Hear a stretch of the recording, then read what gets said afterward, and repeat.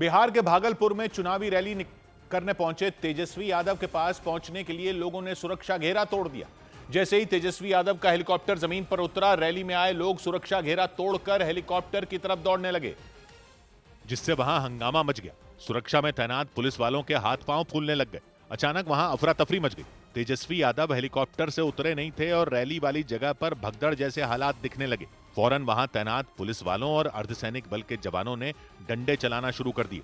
जैसे ही पुलिस ने सख्ती दिखाई, हालात काबू में आते दिखने लगे। लेकिन पुलिस के लिए चुनौती इसलिए भी बढ़ गई क्योंकि लोगों ने भीड़ को रोकने के लिए लगाई गई बांस बल्लियों को गिरा दिया और इसीलिए वहां हंगामा बढ़ता चला गया। भीड़ ने मंच के करीब जाना शुरू कर दिया और थोड़ी ही देर में रैली में आए लोग मंच के बेहद नजदीक पहुंच गए। यानी मंच और लोगों के बीच का फासला ही खत्म हो गया। ऊपर से मंच पर भी नेताओं के साथ कई लोग जमा हो गए। मंच पर खड़े तेजस्वी यादव ऐसे दिखने लगे जैसे किसी भीड़ के बिल्कुल बीच में खड़े हों। हालांकि भीड़ के बेकाबू होने की वजह से वहां लगाई गई कई कुर्सियां टूट गईं। ये रैली भागलपुर की बिहपुर विधानसभा सीट पर हुई। वहां के जयप्रकाश नारायण कॉलेज के मैदान में तेजस्वी यादव महागठबंधन की उम्मीदवार अपर्णा कुमारी के लिए वोट मांगने पहुंचे थे। उधर बिहार के कटिहार में कांग्रेस के स्टार प्रचारक इमरान प्रतापगढ़ी की एक चुनावी रैली में नहीं पहुंचने पर भीड़ बेकाबू हो गई। गुस्साए लोगों ने वहां तोड़फोड़ कर दी। इमरान प्रतापगढ़ी कांग्रेस प्रत्याशी मनोहर प्रसाद के लिए प्रचार करने आने वाले थे, लेकिन आरोप लगाया गया कि उनके हेलीकॉप्टर को वहां उतरने की इजाजत ही नहीं दी गई। ये सुनते ही लोग और भड़क गए। इमरान प्रतापगढ़ी का हेलीकॉप्टर का रिप्लाई नहीं दिया गया है, जिसके कारण इमरान प्रतापगढ़ी को यहाँ उतरने नहीं दिया है। सारे लोगों ने वहां रखी एक एक कुर्सी तोड़ दी और पोस्टर भी फाड़ दिए। उन लोगों ने आरोप लगाया कि झूठा दिलासा देकर उन्हें कई घंटों तक वहां बैठाए रखा गया। 6 बजे नजारा अभी तक हम लोग को नहीं मिला। लास्ट में बोला कि नहीं आएगा। ये क्या है? ये झूठा नहीं तो क्या है? काफी देर तक उन लोगों ने बवाल मचाया। इसके बाद किसी तरह उन्हें शांत करवाया गया। इधर बिहार के लखीसराय में वोटिंग के दौरान शराब पीकर हंगामा करने के आरोप लगने के बाद आरजेडी नेता अजय कुमार ने अल्कोहल टेस्ट करवाया और थाने में की गई जांच में यह साफ हो गया कि एमएलसी अजय कुमार ने शराब नहीं पी थी। जबकि डिप्टी सीएम विजय सिन्हा ने उन पर शराब पीकर पोलिंग बूथ पर हंगामा करने का आरोप लगाया था। दारू पी के जाकर हंगामा क्यों करते हो? तुम हो क्या? तुम अपने आप को क्या बुझो? बढ़ाओ पदाधिकारी को चेक कर लो। हाँ चेक करो। तुम बोलने वाले कौन हो? चेक करवा तो इसको दारू पिए हुए मैं रोको इसको। दारू पी करके हंगामा करता है। इस बहस के तुरंत बाद ही अजय कुमार सीधे लखीसराय के कबैया थाने पर पहुंच गए। उन्होंने मीडिया के कैमरों के सामने अल्कोहल टेस्ट करवाया। टेस्ट के बाद यह साफ हो गया कि आरजेडी नेता ने शराब का सेवन नहीं किया था। जबकि एक रोज पहले बिहार में वोटिंग के दौरान डिप्टी सीएम विजय सिन्हा और अजय कुमार के बीच इस बात को लेकर काफी बहस हो गई थी। विजय सिन्हा ने आरजेडी नेता अजय कुमार पर शराब के नशे में हंगामा करने का आरोप लगाया तो अजय कुमार गुस्से से तमतमा गए थे और उन्होंने मीडिया कर्मियों के सामने ही बिहार के डिप्टी सीएम को अपशब्द तक कह दिए थे। राजद का एमएलसी जमानत हो गया है। राजद का दारू पी कर हंगामा कर रहा है। तुम बुरा जमानत जब्त हो गया। कहाँ प्रशासन लगाओ? दारू पी कर हंगामा कर रहा है बूथ पर जाकर के। दारू पी कर अभी भी दारू पिए हुए है। अभी नदियामा से लोग इलाका में आ गए। जांच में शराब नहीं पिए होने की बात सामने आने के बाद आरजेडी के एमएलसी अजय कुमार ने डिप्टी सीएम पर हमला बोला। उनके मुताबिक उनकी छवि खराब करने के लिए विजय सिन्हा ने उन पर नशे में हंगामा करने का आरोप लगाया था। उधर बिहार विधानसभा चुनाव में राम मंदिर पर दिए बयान के बाद आरजेडी नेता और भोजपुरी फिल्मों के अभिनेता खेसारी लाल यादव पवन सिंह और निरहुआ के निशाने पर आ गए। भोजपुरी फिल्मों के एक्टर और बीजेपी नेता दिनेश लाल यादव निरहुआ और पवन सिंह ने पलटवार किया और खेसारी लाल यादव की सोच पर सवाल उठाए, क्योंकि चुनाव के दौरान खेसारी लाल यादव ने राम मंदिर के निर्माण को लेकर तीखा हमला बोला। क्या राम मंदिर में पढ़ के मैं क्या मास्टर बन जाऊंगा? राम मंदिर पढ़ के क्या मैं प्रोफेसर बन जाऊंगा कि मैं अफसर बन जाऊंगा? नहीं, वो आस्था है, वो अलग विषय है। खेसारी लाल यादव के मुताबिक मंदिर मस्जिद बनवाने के साथ सरकारों को स्कूल और यूनिवर्सिटियां भी बनवानी चाहिए। मैं यही बोलता हूँ कि आप राम मंदिर बनाओ, जो भी बनाना है, मस्जिद बनाओ, सब बनाओ, बट शिक्षा के लिए भी, हमारे बच्चों के भविष्य के लिए भी काम करो ना। छपरा विधानसभा सीट से चुनाव प्रचार के दौरान खेसारी लाल यादव ने एक दो बार नहीं बल्कि लगातार मंदिर मुद्दे को लेकर बीजेपी पर हमला बोला। हालांकि इस दौरान वो बीजेपी नेताओं के निशाने पर आ गए। बीजेपी नेता दिनेश लाल यादव ने तो खेसारी लाल यादव को यदमुल्ला तक कह दिया था और जब एक बार फिर खेसारी लाल यादव ने राम मंदिर के निर्माण को लेकर सवाल उठाए तो दिनेश लाल यादव निरहुआ भड़क गए। जहाँ पे लोग पढ़ के प्रोफेसर बनते हैं वो विद्यालय भी है, वो यूनिवर्सिटी भी है, ये राम मंदिर के पीछे क्यों पड़ा है हमको समझ में ही नहीं आया। दिनेश लाल यादव ने कुछ तर्क देकर खेसारी लाल यादव को गलत साबित करने की कोशिश की। तो क्या चाहते हो, एयरपोर्ट को तोड़ के और कॉलेज बना दें? जहाँ मंदिर टूटा तो मंदिर ही बना, उसमें तुमको क्या दिक्कत है? दिनेश लाल यादव ने इस मुद्दे पर इससे पहले भी यदमुल्ला कहकर खेसारी लाल यादव पर निशाना साधा था और उनको अपना छोटा भाई बताते हुए उन्हें राजनीति के मैदान में सतर्क और सोच समझकर बयानबाजी करने की नसीहत दी थी। लेकिन आरजेडी की टिकट पर छपरा विधानसभा सीट से मैदान में उतरे खेसारी लाल यादव अपने बयान पर अड़े रहे और लगातार राम मंदिर के निर्माण को लेकर बीजेपी पर हमला बोलते रहे। लेकिन भोजपुरी फिल्म इंडस्ट्री से ही आने वाले उनके साथी कलाकारों ने उनके बयान पर पलटवार किया। भोजपुरी फिल्मों के अभिनेता और बीजेपी नेता पवन सिंह ने खेसारी लाल यादव के बयान पर एक कहावत के जरिए हमला बोला। कि अधजल गगरी छलकत जाए, थोड़े धन में खल बोराए, वही उनका हाल है। वो कब क्या बोलेंगे, कब क्या करेंगे, इसका कोई गारंटी नहीं है। भोजपुरी फिल्म इंडस्ट्री में खेसारी लाल यादव और पवन सिंह के बीच टकराव काफी पुराना है। राम मंदिर वाले बयान पर एक बार फिर दोनों नेता और अभिनेता आमने सामने आ गए और दोनों के बीच जबानी तलवारें खिंच गईं। राम मंदिर को लेकर खेसारी लाल यादव के बयान पर बीजेपी के नेता ही नहीं भड़के बल्कि अयोध्या के कुछ संतों ने भी नाराजगी जताई। अयोध्या के संतों ने खेसारी लाल यादव पर तीखा हमला बोला और उन्हें मानसिक रूप से बीमार तक बता दिया। अयोध्या के संतों ने नसीहत दे दी कि खेसारी लाल यादव अगर भगवान राम की मर्यादा का सम्मान नहीं कर सकते तो उन्हें राजनीति से संन्यास ले लेना चाहिए। संतों ने खेसारी लाल यादव की पढ़ाई लिखाई को लेकर भी हमला बोला कि खेसारी लाल यादव अनभिज्ञ, अनबूझ, अनपढ़ और अज्ञानी तथा निर्लज्ज भी है। इतना ही नहीं, नाराज संतों ने तो चुनाव में खेसारी लाल यादव की हार का दावा भी कर दिया। कतई हम लोग बर्दाश्त नहीं करेंगे और जीवन में कभी तुम नहीं जीत पाओगे, कभी भी। संतों के मुताबिक खेसारी लाल यादव ने मुस्लिम समुदाय के वोट पाने के लिए राम मंदिर को लेकर विवादास्पद बातें की। लेकिन न तो उनकी पार्टी आरजेडी के किसी नेता ने उन्हें टोका और न ही महागठबंधन में शामिल कांग्रेस पार्टी के नेताओं ने खेसारी लाल को रोका। अयोध्या के संतों ने खेसारी लाल यादव को चुनौती दी कि जिस तरह की बातें उन्होंने राम मंदिर को लेकर की, उसी तरह की बातें वो किसी मस्जिद को लेकर करके दिखाएं। यानी राम मंदिर पर खेसारी लाल यादव की टिप्पणी से भड़के अयोध्या के संतों ने खेसारी लाल यादव की मंशा पर भी सवाल उठाए। क्या खेसारी लाल यादव किसी मस्जिद को लेके कह सकते हैं कि हाँ, जहां मस्जिद बन रही हो कह दे कि यहाँ से मस्जिद हटा के यहाँ अस्पताल बना दो? अयोध्या के संतों ने सीधा आरोप लगाया कि चुनाव में मुस्लिम समुदाय का वोट पाने के लिए खेसारी लाल यादव ने राम मंदिर को लेकर बयानबाजी की। एक चंद समूह को खुश करने के लिए, उनके वोटों को प्राप्त करने के लिए इस तरह का बयानबाजी इन्होंने किया है। संतों ने खेसारी लाल यादव के बहाने आरजेडी और कांग्रेस को भी निशाने पर लिया। इधर उत्तराखंड के हरिद्वार में कई फर्जी साधुओं को गिरफ्तार किया गया। उत्तराखंड के हरिद्वार में ऑपरेशन कालनेमी के तहत 3 फर्जी साधुओं को गिरफ्तार कर लिया गया। वहां श्यामपुर थाने की पुलिस के मुताबिक खुद को साधु संत बताने वाले वो लोग तंत्र मंत्र के नाम पर लोगों से ठगी करते थे। उत्तराखंड के रुड़की में लॉरेंस बिश्नोई के नाम पर अवैध वसूली करने के आरोप में पुलिस ने एक आदमी को गिरफ्तार कर लिया। बताया गया कि आरोपी ने एक व्यापारी को व्हाट्सएप कॉल करके धमकी दी और 30 लाख रुपए की मांग की थी। यूपी के मुजफ्फरनगर में भैंसा बग्गी रेस के दौरान हुए सड़क हादसे के बाद पुलिस ने रेस करवाने वालों के खिलाफ कार्रवाई करते हुए 7 लोगों को गिरफ्तार कर लिया। इन लोगों के पास से मिली कई गाड़ियां भी पुलिस ने जब्त कर ली। पिछले सालों के कंपैरिजन में इस बार जो रेस प्रकार के प्रकरण हुए वो काफी इसमें कम रिपोर्ट हुए। उधर उत्तर प्रदेश के मेरठ में अंजलि नाम की एक महिला पर प्रेमी के साथ मिलकर अपने पति की हत्या करने का आरोप लगा। पुलिस के मुताबिक अंजलि और उसके प्रेमी के बीच करीब 1.5 साल से बातचीत चल रही थी और पुलिस ने दावा किया कि इसी वजह से अंजलि ने अपने प्रेमी के साथ मिलकर अपने ही पति की हत्या करवा दी। ये घटना 1 नवंबर की बताई गई। मेरठ पुलिस ने दावा किया कि 1 नवंबर को मेरठ के अगवानपुर इलाके में राहुल नाम के एक आदमी का शव मिलने के बाद वहां सनसनी मच गई थी। पुलिस ने दावा किया कि राहुल के सीने में गोलियां मारी गई थी। इसी वजह से पुलिस ने इस मामले में हत्या के एंगल से जांच शुरू की। पुलिस के मुताबिक जांच में पता चला कि राहुल नाम के व्यक्ति की हत्या उन्हीं की पत्नी अंजलि ने करवाई। युवती है वो मृतक की पत्नी है और जो अभियुक्त गिरफ्तार हुआ है वो उसके प्रेमी है। दावा किया गया कि राहुल अंजलि को उसके प्रेमी बताए जा रहे अजय से बात करने से रोकते थे और पुलिस के मुताबिक इसी का बदला लेने के लिए अंजलि और उसके प्रेमी बताए जा रहे अजय ने मिलकर राहुल को मौत के घाट उतार दिया। पुलिस ने दावा किया कि उन दोनों ने राहुल के सीने में गोलियां मारकर उनकी जान ले ली थी। और वो भी बड़ी बेरहमी से। पुलिस ने शुरुआती जांच के बाद ये दावा किया कि 1 नवंबर को अंजलि ने अपने पति राहुल से किसी बात को लेकर झगड़ा किया, जिससे उनका पारा चढ़ गया था। दावा किया गया कि इसके बाद उन्होंने अजय को अपने घर बुलाया और उसके साथ बैठकर शराब पी थी।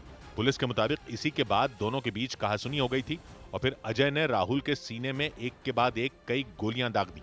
लेकिन राहुल की हत्या के बाद किसी को यह अंदाजा तक नहीं था कि उनकी हत्या के पीछे उन्हीं की पत्नी अंजलि हो सकती हैं, क्योंकि राहुल और अंजलि की शादी कई साल पहले हुई थी और वो दोनों एक दूसरे के साथ काफी खुशी से रहा करते थे और दोनों एक साथ सोशल मीडिया पर कई वीडियो भी शेयर करते रहते थे। इनमें कई वीडियो ऐसे थे जिनमें अंजलि और राहुल एक दूसरे का हाथ पकड़कर चलते दिखे। राहुल अंजलि के साथ अक्सर ऐसे ही वीडियो बनाकर शेयर किया करते थे। एक अच्छी वाइफ बड़ी नसीबों से मिलती है। मेरा नसीब अच्छा था जो मुझे तुम मिली। Love you my wife. Police के मुताबिक अंजलि को सोशल मीडिया पर वीडियो बनाने का शौक था और इसमें राहुल भी उनका भरपूर साथ देते थे। और ऐसे एक या दो नहीं बल्कि कई वीडियो दोनों ने साथ बनाए थे। इसी वजह से राहुल के घर वालों ने सपने में भी ये नहीं सोचा था कि उनकी बहू उन्हीं के बेटे की हत्या करवा सकती है, क्योंकि उन वीडियो को देखकर कोई ये अंदाजा तक नहीं लगा सकता था कि अंजलि के मन में क्या चल रहा था। राहुल और अंजलि ने ऐसे कई वीडियो साथ बनाए थे। इनमें बहुत से वीडियो तो राहुल ने अपने सोशल मीडिया अकाउंट से ही शेयर किए थे। मतलब सोशल मीडिया पर उनकी जिंदगी को देखकर कोई सोच तक नहीं सकता था कि दोनों के बीच किसी बात को लेकर अनबन हो सकती है। और पुलिस के मुताबिक दोनों के बीच बात तब बिगड़ी जब राहुल को उनकी पत्नी अंजलि और उसके प्रेमी बताए जा रहे अजय के बारे में पता चला। दावा किया गया कि उन दोनों के बीच करीब 1.5 साल से बातचीत चल रही थी। और पुलिस ने शुरुआती जांच के बाद यह दावा किया कि जैसे ही राहुल को इस बारे में पता चला, उन्होंने अंजलि पर सख्ती बरती। पुलिस के मुताबिक अंजलि और उनके प्रेमी बताए जा रहे अजय वीडियो कॉल पर बातचीत करते थे, जिसे देखते हुए राहुल ने उनके वीडियो कॉल करने पर पाबंदी लगा दी थी। के जो संबंध थे उसी के कारण जो अभियुक्त द्वारा जो मृतक है उसकी हत्या की गई। दावा तो यह भी किया गया कि राहुल अंजलि और अजय के इस रिश्ते के बारे में अपने परिवार के लोगों को भी बताने वाले थे और माना जा रहा है कि इसी वजह से अंजलि ने उन्हें रास्ते से हटाने का प्लान बनाया था। हालांकि हत्या को अंजाम देने के बाद अंजलि और अजय दोनों ही पुलिस से नहीं बच पाए। पुलिस ने दोनों को गिरफ्तार कर लिया। इधर उत्तर प्रदेश के हमीरपुर में रेत से लदे एक ट्रक को पकड़ने के लिए एसडीएम और उनकी टीम ने अपनी जान जोखिम में डाल दी। पुलिस के मुताबिक ट्रक ओवरलोडेड था, यानी अवैध तरीके से उस पर तय सीमा से ज्यादा रेत लादकर रात के वक्त ले जाया जा रहा था और ट्रक की नंबर प्लेट भी ढकी हुई थी। एसडीएम केडी शर्मा अपनी टीम के साथ गश्त पर निकले हुए थे। इसी दौरान उनकी नजर ट्रक की नंबर प्लेट पर पड़ गई। उन्होंने ट्रक ड्राइवर को रुकने का इशारा किया, लेकिन ट्रक के ड्राइवर ने रुकने के बजाय रफ्तार और बढ़ा दी। इसके बाद नेशनल हाईवे 34 पर भाग रहे ट्रक के पीछे एसडीएम ने भी अपनी गाड़ी दौड़ा दी। आगे आगे पूरी रफ्तार में भागता हुआ ट्रक, पीछे पीछे एसडीएम की गाड़ी। ऐसा लगा जैसे वहां किसी फिल्म की शूटिंग चल रही हो। कहां तक भाग पाएगा? जिला क्रॉस हो जाएगा ना, जिला क्रॉस हो जाएगा। एसडीएम की गाड़ी में मौजूद पुलिस वालों ने कई बार ट्रक ड्राइवर को रुकने का इशारा किया, लेकिन उस ट्रक ड्राइवर ने मानो ठान लिया हो कि वो ब्रेक लगाएगा ही नहीं। पूरी रफ्तार में वो रेत से लदे ट्रक को नेशनल हाईवे पर भगाता रहा। करीब 10 किलोमीटर तक एसडीएम ने अपनी गाड़ी से उसका पीछा किया और इस दौरान एसडीएम के साथ मौजूद पुलिस वालों ने ट्रक ड्राइवर को डराने के लिए हवा में फायरिंग भी की। फायरिंग हो रही, लेकिन फायरिंग के बावजूद ट्रक ड्राइवर ने ब्रेक नहीं लगाया। पीछा करते हुए एसडीएम की गाड़ी ट्रक के आगे पहुंच गई। कहां तक भागे? पकड़े तो जाओगे, इसको ले लो।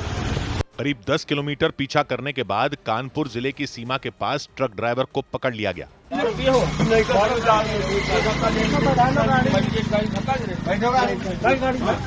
एसडीएम ने ट्रक को सीज कर लिया और उसके ड्राइवर को जेल भेज दिया।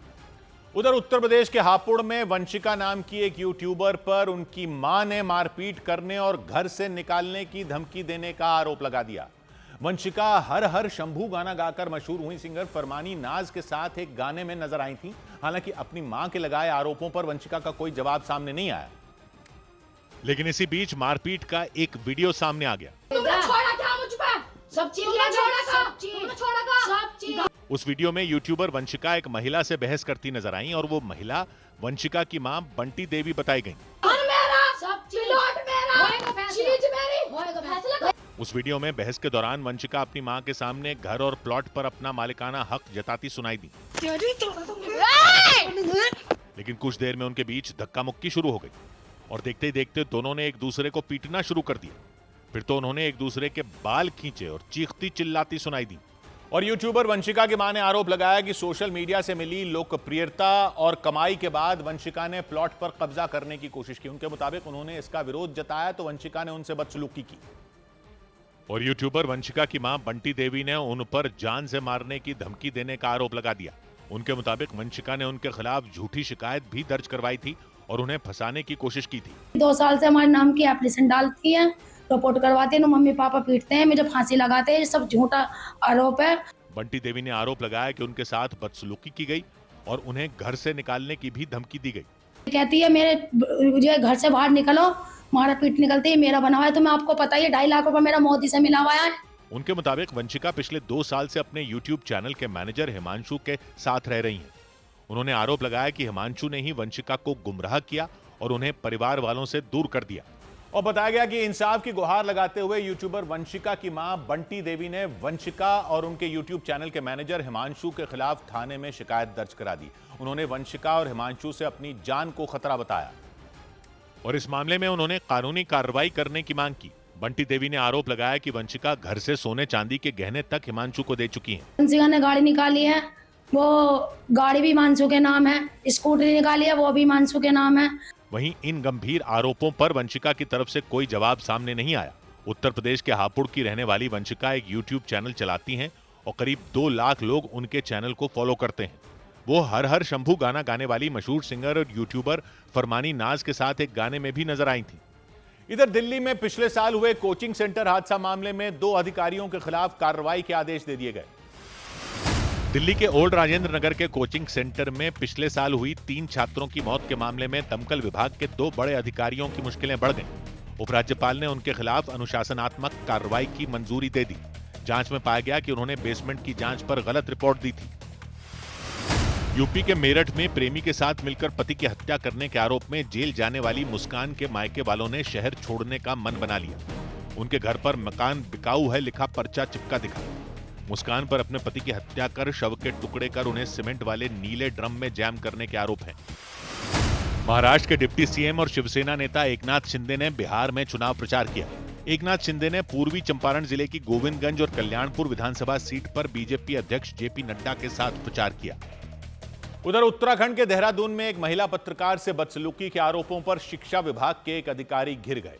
वहां प्राथमिक शिक्षा निदेशालय परिसर में प्रदर्शन चल रहा था और इसी प्रदर्शन का जायजा लेने के लिए कई पत्रकार पहुंचे थे, लेकिन आरोप लगा कि उस अधिकारी ने पत्रकारों से बहस शुरू कर दी और उनमें एक महिला पत्रकार का उन्होंने मोबाइल फोन छीन लिया।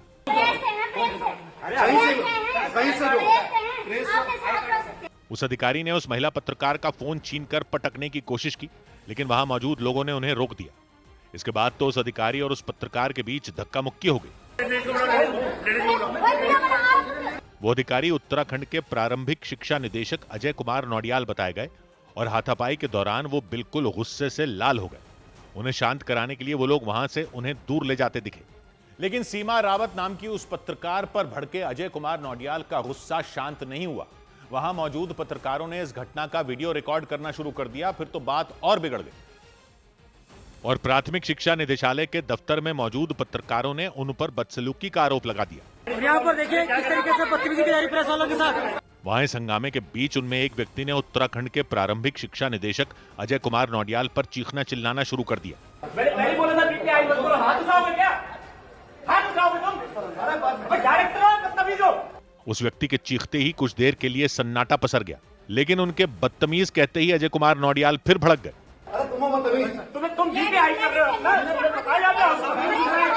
पत्रकारों ने शिक्षा निदेशक अजय कुमार नौडियाल पर हाथ उठाने का भी आरोप लगा दिया, जबकि पत्रकार सीमा रावत ने महिला पत्रकारों की सुरक्षा को लेकर सवाल उठा दिए।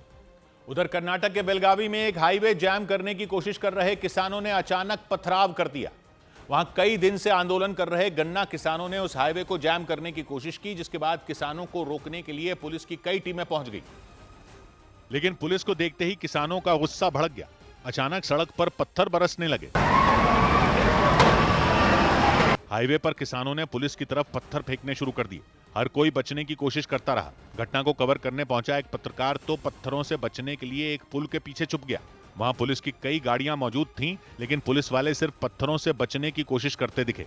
यानी पुलिस ने किसानों पर न तो लाठियां चलाई और न ही कोई और कार्रवाई की, बल्कि पुलिस वाले तो सिर्फ किसानों का गुस्सा ठंडा होने का इंतजार ही करते रहे।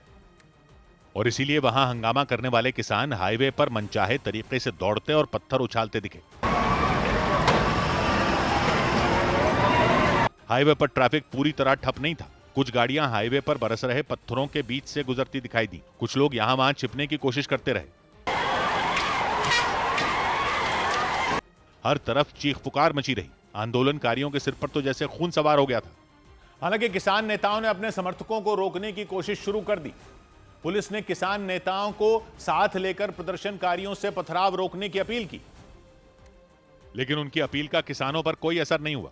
पथराव वाली जगह से कुछ दूरी पर एक ऊंची सी जगह पर खड़े होकर बेलगावी के एसपी लोगों को समझाने की कोशिश करते रहे। खबरों के मुताबिक टोल प्लाजा के करीब प्रदर्शनकारियों के पहुंचने के बाद पुलिस ने घेराबंदी कर किसानों को रोकने की कोशिश की थी। उसी वक्त किसानों ने पथराव शुरू कर दिया। हालांकि पथराव बंद होने के बाद पुलिस ने इसे कुछ लोगों की शरारत बताया और आंदोलनकारियों से सावधान रहने की अपील की। They should not become victims to the conspiracy of some miscreants. जानकारी के मुताबिक हंगामा करने वाले किसान गन्ने की फसल उगाते हैं। पिछले कुछ दिनों से गन्ने की फसल की कीमत बढ़ाने की मांग को लेकर किसान आंदोलन कर रहे हैं। इधर हरियाणा के रेवाड़ी में एक फैक्ट्री में भीषण आग लग गई। हरियाणा के रेवाड़ी में कंपनी की इमारत में भीषण आग लगने से अफरा तफरी मच गई। आग की वजह से आसमान में काला धुआं उठता नजर आया। आग लगने की जानकारी मिलते ही दमकल विभाग के कर्मचारी वहां पहुंचे और आग पर काबू पाया। उत्तराखंड के उत्तरकाशी में एक तेज रफ्तार गाड़ी सड़क किनारे बने एक मकान से जाकर टकरा गई। इस हादसे में मकान के बाहर बैठी एक महिला बुरी तरह घायल हो गई। उन्हें तुरंत अस्पताल पहुंचाया गया, लेकिन इलाज के दौरान उनकी मौत हो गई। आम आदमी पार्टी ने गोवा में वोटर लिस्ट रिवीजन करवाए जाने की टाइमिंग पर सवाल उठाए। पार्टी ने इसे लेकर मुख्य चुनाव आयुक्त को चिट्ठी लिखी। आम आदमी पार्टी के मुताबिक वोटर लिस्ट रिवीजन के जरिए निष्पक्ष चुनाव को प्रभावित किया जा सकता है। उधर आवारा पशुओं पर सुप्रीम कोर्ट ने बड़ा फैसला सुनाया, जिसके बाद दिल्ली में एक बार फिर विरोध प्रदर्शन शुरू हो गए। सुप्रीम कोर्ट ने भीड़ भाड़ वाली जगहों से आवारा कुत्तों को हटाने का आदेश दिया, जिसके खिलाफ दिल्ली के कनॉट प्लेस में पशु प्रेमियों ने विरोध मार्च निकाला और उन्होंने आवारा कुत्तों को पकड़कर शेल्टर होम में डाले जाने के फैसले का विरोध जताया। उन लोगों ने कनॉट प्लेस इलाके में एक रैली निकाली, जहां मौजूद पशु प्रेमियों ने सुप्रीम कोर्ट के इस फैसले पर नाराजगी जताई। They are doing the same thing again. They are taking away the dogs from the streets again, and they are threatening obviously the feeders, the people who actually care for dogs. देखते ही देखते ये भीड़ बढ़ती चली गई, जिसके बाद police को उन्हें रोकने के लिए आगे आना पड़ा। वहां मौजूद पुलिस वालों ने प्रदर्शन कर रहे लोगों को पहले तो समझाकर वहां से अलग किया, लेकिन जब वो नहीं माने तो उनमें कुछ लोगों को पुलिस की गाड़ी में बैठाकर वहां से ले जाया गया। और ये विरोध प्रदर्शन तब शुरू हुए जब सुप्रीम कोर्ट ने देश भर में स्कूलों, अस्पतालों और भीड़ भाड़ वाली जगहों से आवारा कुत्तों को हटाने का आदेश सुना दिया। सुप्रीम कोर्ट ने न सिर्फ आवारा कुत्तों बल्कि सड़कों पर मौजूद मवेशियों को भी हटाने के निर्देश दिए। और सुप्रीम कोर्ट ने सभी राज्यों के मुख्य सचिवों समेत अधिकारियों को यह भी साफ कर दिया कि इन निर्देशों का सख्ती से पालन किया जाए। सुप्रीम कोर्ट ने आदेश सुनाया कि देश के सभी राज्यों में मौजूद अस्पतालों, स्कूलों, बस अड्डों और रेलवे स्टेशनों जैसी भीड़ भाड़ वाली जगहों से आवारा कुत्तों को हटाया जाए। Today's order specifically says remove them, let them go to the shelter house. Supreme court ने यह भी साफ कर दिया कि अगर इस आदेश का पालन न हुआ तो राज्यों के मुख्य सचिव इसके लिए जिम्मेदार होंगे। और सुप्रीम कोर्ट के इस आदेश के बाद कुछ लोगों ने इसका समर्थन भी किया। दिल्ली के मेयर राजा इकबाल ने तो इस फैसले के बाद यह भरोसा दिया कि दिल्ली में इस आदेश का पूरी तरह पालन किया जाएगा। और दिल्ली के मेयर राजा इकबाल ने साफ कर दिया कि दिल्ली का नगर निगम इस मामले में जरा सी भी लापरवाही नहीं बरतेगा। हम 100% इसको इम्प्लीमेंट करेंगे। वो कोई भी एग्रेसिव डॉग हो या कोई भी ऐसा जो फ्रीक्वेंट बाइटर डॉग है, उस पर हम तुरंत एक्शन लेंगे। सुप्रीम कोर्ट ने अपने आदेश के साथ यह भी साफ कर दिया कि सभी राज्य सरकारों को 2 महीने बाद ये रिपोर्ट भी देनी होगी कि कितने आवारा पशु सड़कों से हटाए गए और उन्हें कहां भेजा गया। और सुप्रीम कोर्ट के इस आदेश में बड़ी बात यह रही कि आवारा कुत्तों को शेल्टर होम भेजने का फैसला लिया गया। इससे पहले तक नियम यह कहता था कि नगर निगम के कर्मचारियों को आवारा कुत्तों को पकड़कर उनकी नसबंदी करवानी होती थी और फिर उन्हें छोड़ दिया जाता था। लेकिन इस आदेश में सुप्रीम कोर्ट ने साफ तौर पर यह निर्देश दिए कि अस्पताल, स्कूल और भीड़ भाड़ वाली जगहों से पकड़े गए आवारा कुत्तों को दोबारा उन्हीं जगहों पर नहीं छोड़ा जाएगा। उन्होंने हटाने की बात नहीं की, उन्होंने कहा इन कुत्तों को दोबारा वहां रिलोकेट नहीं किया जाएगा, बल्कि शेल्टर होम में भेजा जाएगा। सुप्रीम कोर्ट ने निर्देश दिए कि इन इलाकों से जिन आवारा कुत्तों को पकड़ा जाएगा उन्हें शेल्टर होम में भेज दिया जाएगा। वहां उन कुत्तों के इलाज और देखभाल की भी व्यवस्था की जाएगी। लेकिन आवारा कुत्तों को शेल्टर होम में रखे जाने का आदेश आने के बाद फिर एक बार बहस शुरू हो गई। पहले भी कुछ पशु प्रेमियों ने आरोप लगाया था कि देश के कई शहरों में या तो शेल्टर होम नहीं है या फिर हैं तो वैसे हैं कि जब वहां कुत्तों को रखा नहीं जा सकता। और सुप्रीम कोर्ट के इस आदेश के बाद शेल्टर होम की कमी की बात एक बार फिर उठाई गई। It's not possible for the government to make shelter home because आदमियों के लिए पैसे नहीं है, आदमियों को खाने के लिए पैसे नहीं है, जानवरों पे कौन पैसा खर्च करेगा। इससे पहले भी जब सुप्रीम कोर्ट ने आवारा कुत्तों के मामले में फैसला सुनाया था तो शेल्टर होम की कमी और उनमें सुविधाएं न होने के आरोप लगाए गए थे। इसके लिए पशु प्रेमियों ने बाकायदा कई दिनों तक दिल्ली समेत कई शहरों में मुहिम चलाई थी। और सुप्रीम कोर्ट के आवारा कुत्तों पर आदेश सुनाने के बाद एक बार फिर वही बहस शुरू हो गई। जैसे ही सुप्रीम कोर्ट ने आवारा कुत्तों के मामले में सख्ती बरतने का फैसला सुनाया, एक महिला वकील के तो आंसू निकल आए। और वो सुप्रीम कोर्ट के इस फैसले से इतनी बुरी तरह प्रभावित दिखी कि ढंग से अपनी बात तक नहीं रख पाई। बेजुबान जानवर है, उसके साथ इतनी नाइंसाफी, उनको तो पता भी नहीं है कि उनके साथ क्या होने जा रहा है। सुप्रीम कोर्ट का आदेश सुनने के बाद उनका गला भर आया, उनके आंसू बहने लगे। उन्होंने आशंका जताई कि सुप्रीम कोर्ट के इस फैसले के बाद आवारा कुत्तों को बगैर सोचे समझे शेल्टर होम में ठूंस दिया जाएगा। और इसी बात का विरोध एक बार फिर शुरू होता दिखा। सुप्रीम कोर्ट ने यह निर्देश भी दिए कि भीड़ भाड़ वाली जगहों पर आवारा जानवरों को घुसने से रोकने के लिए भी जरूरी कदम उठाए जाने चाहिए। और सुप्रीम कोर्ट ने यह निर्देश दिए कि स्कूलों और अस्पतालों जैसी जगहों पर आवारा जानवरों को घुसने से रोकने के लिए वहां फेंसिंग की जानी चाहिए। The order has been to make peripheral walls and fences within 2 weeks in these areas. हालांकि कुछ पशु प्रेमियों ने इस फैसले पर आपत्ति जताई। उनमें एक शख्स ने यह दलील भी दी कि सभी आवारा कुत्ते हिंसक नहीं होते। मतलब आप मानते हो कि सड़क पे घूम रहे हैं, घूमने देना चाहिए? घूमने देना चाहिए, पर जो डॉग अगर काटता है तो उसे लेके जाना चाहिए। उन पशु प्रेमियों ने आशंका जताई कि इस आदेश के बाद ऐसा भी हो सकता है कि चाहे वो कुत्ते हिंसक हों या न हों, उन्हें बर्बरता का शिकार होना पड़ सकता है। हालांकि सुप्रीम कोर्ट ने यह आदेश सिर्फ आवारा कुत्तों के मामले में नहीं सुनाया, बल्कि इस आदेश से यह भी साफ किया गया कि नेशनल हाईवे और बाकी प्रमुख सड़कों पर घूमने वाले आवारा मवेशियों के मामले में भी सख्ती बरती जाएगी। यानी सुप्रीम कोर्ट ने यह भी साफ कर दिया कि नेशनल हाईवे और स्टेट हाईवे पर बैठे मवेशियों को भी वहां से हटाया जाए, क्योंकि ऐसे कई मामले सामने आ चुके हैं जिनमें सड़कों पर यहां वहां बैठे गाय बैलों की वजह से कई गाड़ियां हादसों का शिकार हो चुकी हैं। The court has taken a view that all animals are a problem for the system. Supreme court के आदेश के मुताबिक इन मवेशियों को भी शेल्टर होम में रखा जाएगा। वहां उनकी देखरेख और इलाज की व्यवस्था भी कराई जाएगी। मतलब सुप्रीम कोर्ट ने न सिर्फ आवारा कुत्तों बल्कि सड़कों पर बैठे रहने वाले आवारा मवेशियों के मामले में भी उतनी ही सख्ती बरती। कोर्ट ने इस मामले में भी राज्य सरकारों की जवाबदेही तय कर दी और राज्य सरकारों को यह निर्देश दिए कि उन्हें इस मामले में गंभीर कदम उठाने होंगे। सुप्रीम कोर्ट के आदेश के मुताबिक सड़कों पर घूमते आवारा मवेशियों को वहां से हटाने के लिए राज्य सरकारों को पेट्रोलिंग टीमें बनानी होंगी जो 24 घंटे नेशनल हाईवे और बाकी अहम सड़कों पर नजर बनाकर रखेंगी। इसके अलावा हाईवे पर थोड़ी थोड़ी दूरी पर हेल्पलाइन नंबर लिखे जाएंगे ताकि लोग आवारा पशु दिखने पर उसकी जानकारी दे सकें। और इस मामले में कितना काम हुआ, इसकी रिपोर्ट राज्यों के मुख्य सचिव 2 हफ्ते बाद सुप्रीम कोर्ट को सौंपेंगे। हालांकि कई वकीलों ने आरोप लगाया कि सुप्रीम कोर्ट के जजों की बेंच ने यह फैसला सुनाने से पहले दूसरे पक्ष की बात तक नहीं सुनी। उनमें कई वकीलों के मुताबिक उन्हें अपनी बात रखने का मौका ही नहीं मिला और इसी वजह से उन्होंने इस फैसले का विरोध भी जताया। जानवरों की सुरक्षा और देखरेख के लिए काम करने वाली गौरी मौलेकी ने आरोप लगाया कि सुप्रीम कोर्ट ने इस मामले में दूसरा पक्ष सुनना तक जरूरी नहीं समझा। Without listening to all parties, just offhandedly asking for dogs to be removed is just going to aggravate the problem, while it might seem like a solution on paper.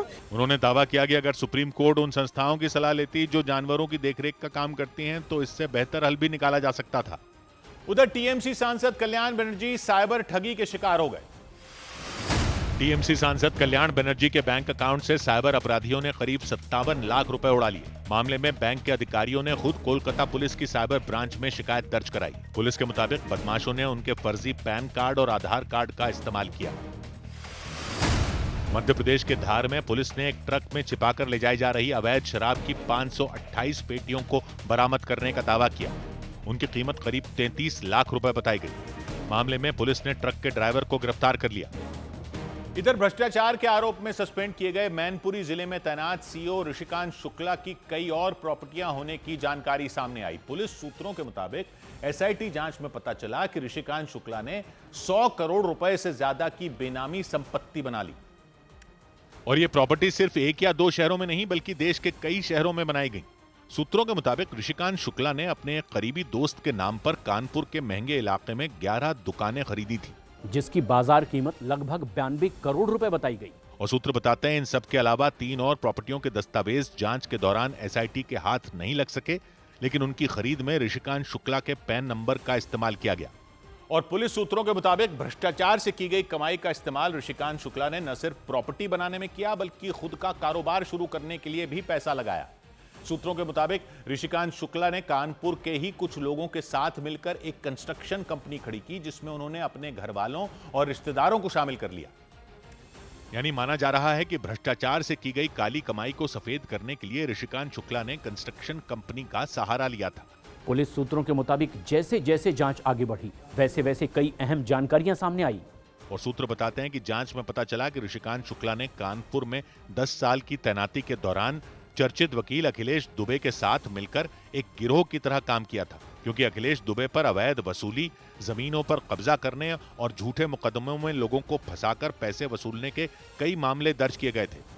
और सूत्रों के मुताबिक जांच में पता चला कि ऋषिकांत शुक्ला ने अखिलेश दुबे के अपराधों में बराबर की भागीदारी की थी। पुलिस सूत्रों के मुताबिक जांच के दौरान इस बात की भी जानकारी सामने आई कि सीओ यानी सर्कल ऑफिसर पद पर तैनात ऋषिकांत शुक्ला ने अपने बेटे की शादी में करोड़ों रुपए खर्च कर डाले थे, क्योंकि शादी का पूरा इंतजाम कानपुर के सबसे बड़े एटर्निटी रिजॉर्ट में किया गया था, जिसकी कीमत 200 से 250 करोड़ रुपए के बीच बताई जाती है। शादी में खूब पैसा खर्च किया गया था। बताया गया इस शादी समारोह में कानपुर शहर ही नहीं यूपी के कई और शहरों के विधायक, सांसद और कई जिलों के बड़े बड़े अफसर शामिल हुए थे। एक सीईओ पद पर तैनात पुलिस अधिकारी के बेटे की शादी के आलीशान इंतजामों को देखकर पूरा शहर दंग रह गया था। और तभी से ऋषिकांत शुक्ला की कमाई को लेकर चर्चाएं शुरू हो गई थीं। और कुछ वक्त बीतते ही ऋषिकांत शुक्ला पर भ्रष्टाचार के गंभीर आरोप लगाए गए। उत्तर प्रदेश पुलिस के सबसे बड़े अधिकारी डीजीपी तक उनकी शिकायत कर दी गई। डीजीपी ने उन्हें सस्पेंड कर दिया और विजिलेंस जांच के साथ विभागीय जांच के आदेश दे दिए। हालांकि ऋषिकांत शुक्ला सामने आए और इन आरोपों को पूरी तरह गलत बता दिया।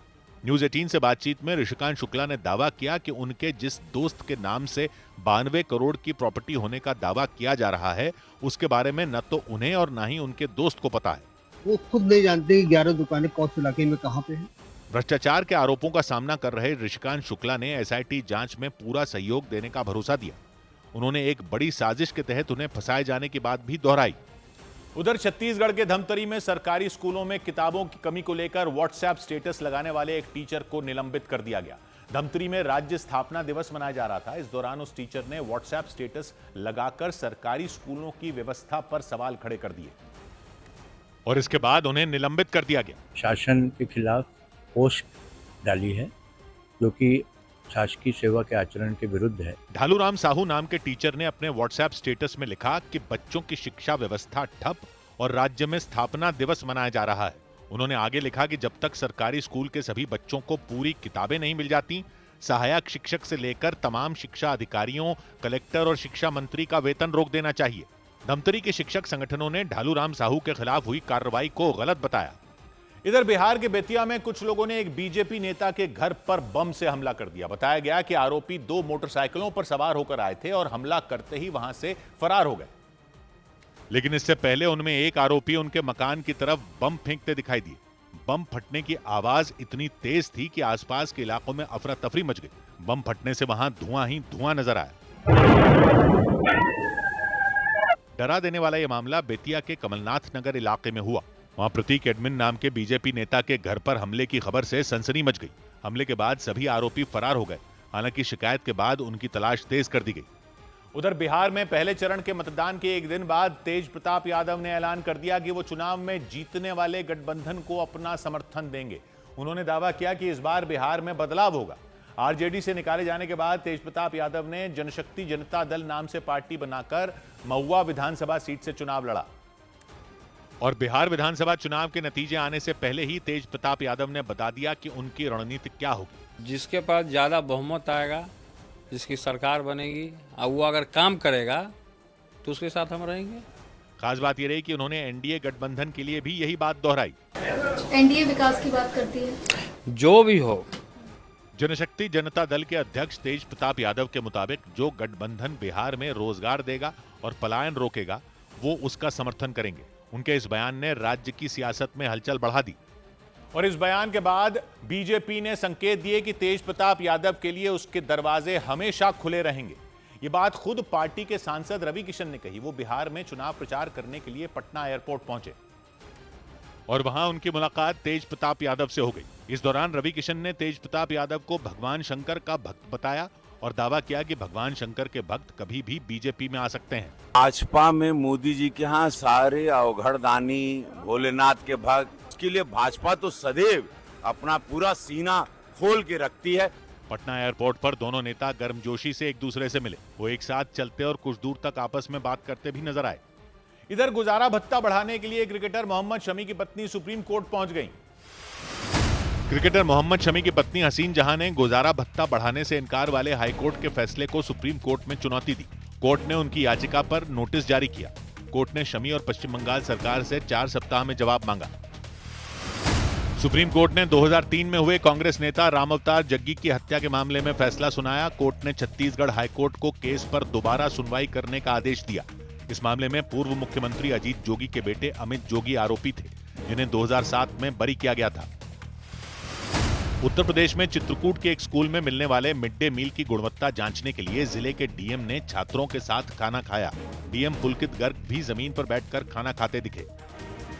उधर पंजाब के मोहाली में एक रिहायशी इलाके में अंधाधुंध गोलीबारी से दहशत मच गई। बताया गया कि आरोपियों ने एक मकान के बाहर ताबड़तोड़ करीब 35 गोलियां चला दी, जिससे उस इलाके में अफरा तफरी मच गई और मोटरसाइकिल सवार आरोपी देर रात उस मकान के बाहर गोलीबारी करते दिखे। उन दोनों आरोपियों ने अपनी पिस्तौल से हवा में ताबड़तोड़ गोलियां चलाईं। इससे इलाके में दहशत मच गई। इस दौरान आरोपियों ने अपनी पहचान छिपाने के लिए चेहरा ढक रखा था। डरा देने वाले हमले में मकान के बाहर खड़ी गाड़ियों को भी नुकसान पहुंचा। बताया गया कि जिस मकान के बाहर गोलियां चलाई गईं, उसमें किसी आईटी कंपनी के कर्मचारी रहते हैं। बाद में उन्होंने थाने में इसकी शिकायत की। इधर उत्तर प्रदेश के गोरखपुर में करीब 1 करोड़ रुपए कैश लेकर जा रहे एक आदमी को रेलवे स्टेशन पर गिरफ्तार कर लिया गया। रेलवे पुलिस के मुताबिक बिहार विधानसभा चुनाव को लेकर लगातार चेकिंग की जा रही थी। इसी दौरान आरोपी को पकड़ लिया गया और उस आदमी से रेलवे पुलिस ने करीब 1 करोड़ रुपए कैश जब्त करने का दावा किया। वो आदमी बिहार के मोकामा इलाके का रहने वाला बताया गया। यही उसको बगहा के पास किसी व्यक्ति ने ये पैसा दिया, पूछताछ करने के बाद अगली कार्रवाई की जाएगी। रेलवे पुलिस के मुताबिक बिहार विधानसभा चुनाव की वजह से गोरखपुर स्टेशन पर चेकिंग अभियान चलाया जा रहा। बताया गया कि वो वैशाली एक्सप्रेस ट्रेन से कैश लेकर मोकामा जाने वाला था, लेकिन रेलवे पुलिस को उस पर शक हो गया और गोरखपुर रेलवे स्टेशन के प्लेटफॉर्म नंबर 2 पर उसे गिरफ्तार कर लिया गया। इस मामले में रेलवे पुलिस ने आयकर विभाग को भी जानकारी दे दी। उधर बिहार के गोपालगंज में आरजेडी के कुछ कार्यकर्ताओं पर दलित समुदाय के 3 लड़कों को पीटने का आरोप लगा। उन लड़कों के मुताबिक वो वोट देकर अपने घर लौट रहे थे। इसी बीच उन्हें आरजेडी के उन कार्यकर्ताओं ने रोका और मारपीट की और मारपीट में घायल हुए उन लड़कों को अस्पताल में भर्ती कराया गया। दलित समुदाय के उन लड़कों के मुताबिक रास्ते में रोककर मारपीट करने वाले आरजेडी के कार्यकर्ताओं ने पहले उनसे सवाल किए। वो बोल रहे हैं कि बीजेपी के तुम लोग वोट देकर आ रहा है। हमने बोले कि नहीं। गोपालगंज के बैकुंठपुर विधानसभा क्षेत्र में रहने वाले वो तीनों लड़के वोट देकर लौट रहे थे। इसी दौरान उनसे वोट देने को लेकर सवाल पूछे गए और उन पर बीजेपी को वोट देने का आरोप लगाया गया। मनसा है उनका कि आरजेडी का वोट दे। क्या नाम था उनका? अखिलेश यादव, उनका भाई है विशाल यादव। आरोप लगा कि आरजेडी के कार्यकर्ताओं ने सवाल पूछने के बाद उनसे मारपीट की। इस घटना के बाद पुलिस ने आरोपियों के खिलाफ केस दर्ज कर लिया और पुलिस के मुताबिक गोपालगंज के बैकुंठपुर विधानसभा क्षेत्र में अलग अलग 3 जगहों पर मारपीट की घटनाएं हुई। आरोप लगा कि मतदान के बाद आरजेडी के कार्यकर्ताओं ने उन तीनों जगहों पर मारपीट की और मारपीट की इन घटनाओं के बाद पुलिस के अधिकारियों ने जांच कर कार्रवाई करने की बात कही। कुछ लोग जख्मी हुए हैं। इस संबंध में आवेदन प्राप्त होने पर अग्रिम कार्रवाई की जाएगी। दलित समुदाय के उन तीनों लड़कों से हुई मारपीट के बाद बीजेपी के प्रत्याशी मिथिलेश तिवारी सदर अस्पताल पहुंचे और उन्होंने वहां उनसे मुलाकात की। इस मारपीट के लिए उन्होंने आरजेडी के विधायक प्रेम शंकर प्रसाद को जिम्मेदार ठहराया। अपनी हार से पूरी तरह से आरजेडी विधायक घबराए हुए। उन्होंने आरोप लगाया कि आरजेडी के कार्यकर्ताओं ने बीजेपी के समर्थकों से मारपीट की। इस मामले में उन्होंने प्रशासन से जल्द आरोपियों की गिरफ्तारी की मांग की। इधर बिहार में पहले चरण में हुई रिकॉर्ड तोड़ वोटिंग के एक दिन बाद सभी दलों ने अपनी अपनी जीत का दावा कर दिया। वहां पहले चरण की वोटिंग में करीब 65% मतदान हुआ। बिहार के इतिहास में किसी भी चुनाव में इतनी वोटिंग नहीं हुई थी। और पहले चरण के मतदान में हुई रिकॉर्ड तोड़ वोटिंग को महागठबंधन की सहयोगी कांग्रेस ने बदलाव का संकेत बता दिया। उसने महागठबंधन की जीत का दावा भी किया। जनता गुस्से में बहुत है एनडीए से, गुस्सा जाहिर किया है कल। लेकिन सत्ताधारी बीजेपी ने कांग्रेस के इस दावे को गलत बताया। उसके मुताबिक बम्पर वोटिंग सत्ताधारी एनडीए सरकार पर लोगों के विश्वास की मोहर है। एनडीए की ही सरकार बनेगी और भारी बहुमत के साथ एनडीए की सरकार बनेगी। बिहार में एक रोज पहले हुए पहले चरण के मतदान में 75 साल का रिकॉर्ड टूट गया था। और इस बीच बिहार में पहली बार चुनाव में उतरी प्रशांत किशोर की जनसुराज पार्टी ने भी अपनी जीत का दावा कर दिया। प्रशांत किशोर के मुताबिक बिहार में पहली बार युवाओं ने सबसे ज्यादा वोटिंग की। एक रोज पहले बिहार की 121 विधानसभा सीटों पर मतदान हुआ था। और प्रशांत किशोर ने दावा किया कि इतनी वोटिंग सरकार बनाए रखने के लिए नहीं बल्कि बदलाव के लिए हुई। उन्होंने दावा किया कि बिहार में बदलाव होकर रहेगा। जनसुराज बिल्कुल कॉन्फिडेंट है कि 14 तारीख को आप देखेंगे इतिहास लिखा जाएगा। प्रशांत किशोर के मुताबिक उनकी पार्टी के आने से राज्य को नया विकल्प मिला और इसलिए लोगों ने बढ़ चढ़कर पहले चरण में मतदान किया। उधर पाकिस्तान को क्रिकेट के मैदान पर एक बार फिर भारत के हाथों हार झेलनी पड़ी। हांगकांग में शुरू हुए हांगकांग सिक्सेस टूर्नामेंट में भारतीय क्रिकेट टीम ने पाकिस्तान को 2 रन से हरा दिया। इस मैच का फैसला डकवर्थ लुइस नियम के तहत हुआ, जिसमें भारत को 2 रन से जीत मिल गई। महाराष्ट्र के मुख्यमंत्री देवेंद्र फडणवीस ने विश्व कप जीतने वाली भारतीय क्रिकेट टीम की खिलाड़ियों से मुलाकात की। उन्होंने अपने बंगले पर स्मृति मंधाना, जेमिमा रॉड्रिग्स और राधा यादव के साथ ही कोच अमूल मजुमदार का भी सम्मान किया। इस दौरान उनके साथ राज्य के डिप्टी सीएम अजीत पवार भी मौजूद रहे। इस मुलाकात के बाद महाराष्ट्र के मुख्यमंत्री ने तीनों खिलाड़ियों और कोच को महाराष्ट्र सरकार की तरफ से नकद पुरस्कार दिए जाने का ऐलान भी किया। अंतर्राष्ट्रीय स्तर पर जब कोई खिलाड़ी इस प्रकार से परफॉर्म करता है तो उस खिलाड़ी को हम करीब 2.25 करोड़ रुपया ये उसको प्राइज मनी के तौर पर देते हैं। प्रशिक्षक को भी 25 लाख रुपया देते हैं, वो भी हमने आज उनको दिया है। इधर दिल्ली के इंदिरा गांधी इंटरनेशनल एयरपोर्ट पर तकनीकी खराबी होने से 300 से ज्यादा उड़ानों में देरी हुई। जानकारी के मुताबिक एयर ट्रैफिक कंट्रोल करने के लिए इस्तेमाल होने वाले AMSS यानी ऑटोमेटिक मैसेज स्विचिंग सिस्टम में कुछ तकनीकी खराबी आ गई और उसके बाद सैकड़ों फ्लाइटों के उड़ान भरने और लैंड होने में देरी हुई। इसकी वजह से दिल्ली के इंदिरा गांधी इंटरनेशनल एयरपोर्ट पर लोगों की भीड़ जमा हो गई। लोगों को अपनी फ्लाइट की सही जानकारी ही नहीं मिल पाई और वो परेशान हो गए। उन्हें अपनी फ्लाइट के लिए कई घंटों तक इंतजार करना पड़ा। AMSS यानी ऑटोमेटिक मैसेज स्विचिंग सिस्टम में खराबी आने से कई फ्लाइटों का टाइम बार-बार बदला गया। इसकी वजह से उन एयरपोर्ट के कामकाज पर भी असर पड़ा जहां दिल्ली से उड़ान भरने वाली फ्लाइटें जा रही थीं। क्योंकि AMSS में आई खराबी की वजह से सारा काम मैनुअली यानी लोगों को खुद करना पड़ा और इसकी वजह से ही फ्लाइटों को उड़ान भरने और लैंडिंग करने में देरी हुई। AMSS ट्रैफिक कंट्रोल करने से जुड़ा एक कंप्यूटर नेटवर्क सिस्टम है और इसके जरिए रोजाना पायलट, ग्राउंड स्टाफ और दूसरे एयरपोर्टों तक हजारों मैसेज भेजे जाते हैं। इन मैसेज में एयरपोर्ट पर आने जाने वाली हर फ्लाइट की जानकारी होती है। फ्लाइटों का पूरा रूट, वो कितनी ऊंचाई पर उड़ेंगी और उनमें कितना फ्यूल है, ये सारी जानकारियां पल पल में AMSS पर अपडेट होती रहती हैं। इसके अलावा फ्लाइट कब उड़ेगी और कब लैंड होगी, इसकी भी जानकारी AMSS पर होती है। मौसम से जुड़े सारे अपडेट भी इसी सिस्टम पर मिलते हैं और AMSS में खराबी आने से ये सारा काम मैनुअली किया जा रहा है, यानी लोग खुद कर रहे हैं और उसमें काफी वक्त लगता है। और इसीलिए दिल्ली एयरपोर्ट पर आने वाले यात्रियों को काफी परेशानी हुई। इसे देखते हुए एयर इंडिया समेत कई एयरलाइन कंपनियों ने एडवाइजरी जारी कर दी और लोगों से अपील की कि वो अपने घरों से निकलने से पहले अपनी फ्लाइट का स्टेटस जरूर चेक कर लें, ताकि उन्हें घर से निकलने से पहले ही पता चल जाए कि उनकी फ्लाइट तय वक्त पर उड़ेगी या नहीं। क्योंकि AMSS में खराबी की वजह से दिल्ली एयरपोर्ट पर आने वाली लगभग सारी फ्लाइटों ने देरी से ही उड़ान भरी। अब इन जो फ्लाइट प्लान्स हैं उनको मैनुअली किया जा रहा है, जिसमें थोड़ा समय लगेगा और यही कारण है कि जो फ्लाइट के डिले हैं वो बढ़ रहे हैं। फ्लाइट के उड़ान भरने या लैंड होने से पहले सभी एयरलाइंस और पायलट AMSS पर फ्लाइट प्लान डालते हैं। AMSS उस डेटा को चेक कर ATC यानी एयर ट्रैफिक कंट्रोल और दूसरे एयरपोर्ट तक पहुंचाता है। अगर रूट या मौसम बदलता है तो सिस्टम तुरंत सभी को अपडेट भेज देता है। लेकिन AMSS में खराबी आने की वजह से ये अपडेट मिल ही नहीं पा रहे। इसकी वजह से कई फ्लाइटें लेट हो गईं।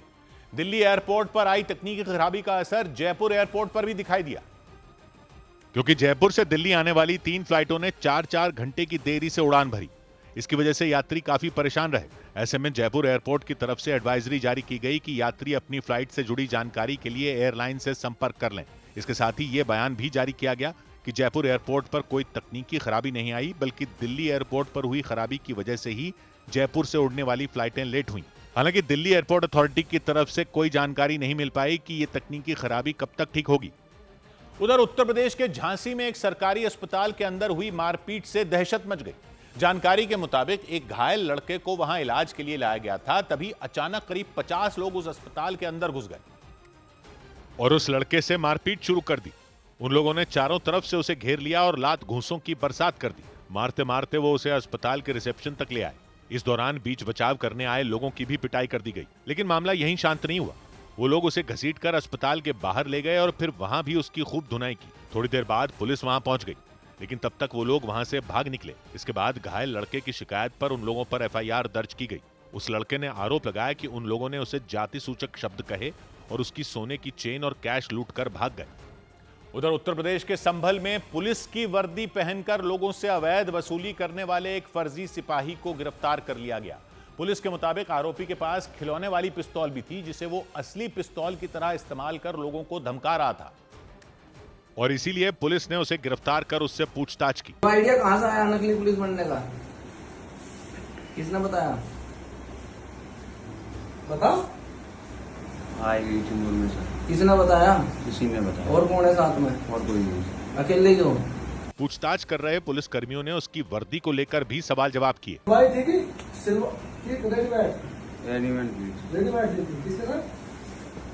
ले ली थी सर मैंने। पूछताछ में आरोपी ने कबूल किया कि वो पिछले 15-20 दिन से फर्जी सिपाही बनकर घूम रहा था और उसकी सच्चाई तब सामने आई जब वो कबाड़ की दुकान चला रहे एक दुकानदार को धमकाने पहुंचा। इस दौरान वहां मौजूद कुछ लोगों ने उससे सवाल जवाब करने शुरू कर दिए। इसकी वजह से वो घबरा गया। इसके बाद उन लोगों ने पुलिस बुला ली और पुलिस उसे गिरफ्तार कर वहां से ले गई। इसके बाद पूछताछ में उसने सारा सच उगल दिया। पुलिस के मुताबिक उस फर्जी सिपाही ने कबाड़ की एक दुकान चला रहे व्यक्ति को उसकी दुकान बंद करवाने की धमकी दी। आरोपी ने एनकाउंटर की धमकी देते हुए दुकानदार से 5,000 रुपए भी मांगे। दावा किया गया कि एनकाउंटर के डर से दुकानदार ने उसे कुछ रुपए दे दिए, लेकिन तभी आसपास के कुछ लोग वहां आ गए और उस फर्जी सिपाही के झूठ से पर्दा हट गया। पुलिस के मुताबिक आरोपी से खिलौने वाली एक पिस्तौल भी मिली, जिससे वो लोगों को डरा रहा था। उधर विदेश मंत्रालय ने भारतीयों को रूसी सेना में भर्ती होने से बचने की सलाह दी। विदेश मंत्रालय ने रूस की सेना के साथ काम करने या उसमें भर्ती होने के प्रस्ताव से दूर रहने की एडवाइजरी जारी की। विदेश मंत्रालय ने जानकारी दी कि पैसे कमाने की लालच में रूस की सेना में शामिल हुए 44 भारतीय नागरिकों को वापस लाने की तैयारी की जा रही है। बागेश्वर धाम के पंडित धीरेन्द्र शास्त्री ने दिल्ली से वृंदावन तक की पदयात्रा की शुरुआत की। 10 दिन तक चलने वाली ये पदयात्रा दिल्ली के इंद्रप्रस्थ इलाके से शुरू होकर वृंदावन तक जाएगी। 10 दिन में करीब 2 लाख लोगों के इस पदयात्रा में शामिल होने की उम्मीद जताई गई। इधर मध्य प्रदेश के इंदौर में एक चलती बस में एक बुजुर्ग को हार्ट अटैक आने के बाद यात्रियों ने सीपीआर देकर उनकी जान बचा ली। बाद में उन्हें अस्पताल में भर्ती कराया गया, जहां डॉक्टरों ने उनकी हालत खतरे से बाहर बताई। वो बस इंदौर से भोपाल जा रही थी और तभी उसमें बैठे एक बुजुर्ग की तबीयत बिगड़ गई। उन्होंने सीने में दर्द की शिकायत की। ये देखकर बस में बैठे दूसरे यात्री तुरंत उनकी मदद करने में जुट गए। कुछ लोगों ने बिना देरी किए उन्हें सीपीआर देना शुरू कर दिया।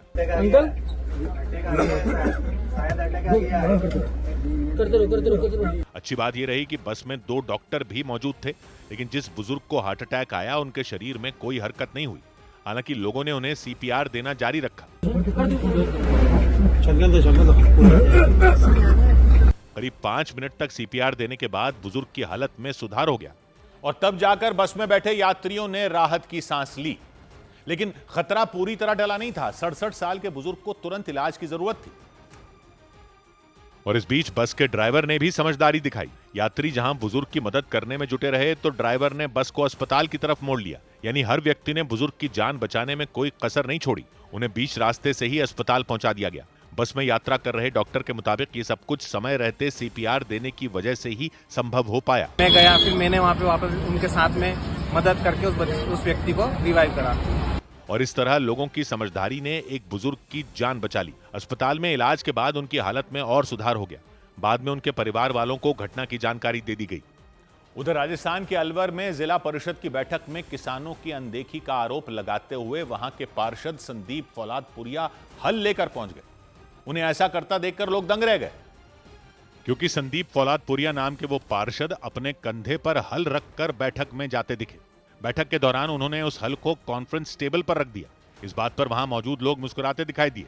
किसान एकता, किसान एकता।